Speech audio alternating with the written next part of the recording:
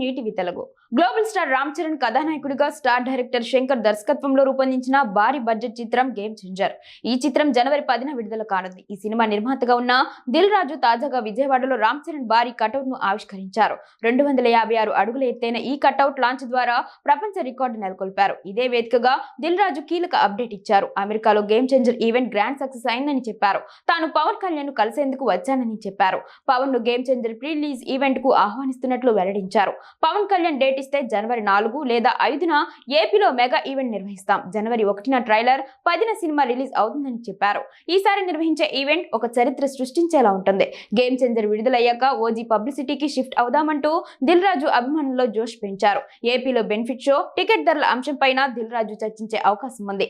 ముందుగా పవన్ ను game changer pre release event కు హాజరయ్యేలా ఒప్పించనున్నారు. పవన్ హాజరు ద్వారా ప్రీ రిలీజ్ ఈవెంట్ గ్రాండ్ గా నిర్వహించాలని భావిస్తున్నారు. ఆ తర్వాత సంక్రాంతి సినిమాలకు బెనిఫిట్ షో, టికెట్ ధరల పెంపు పైన చర్చించాలనే ఆలోచనలో ఉన్నారు. దీంతో ఇప్పుడు పవన్ కళ్యాణ్ నిర్ణయం గేమ్ చేంజర్ గా కనిపిస్తోంది.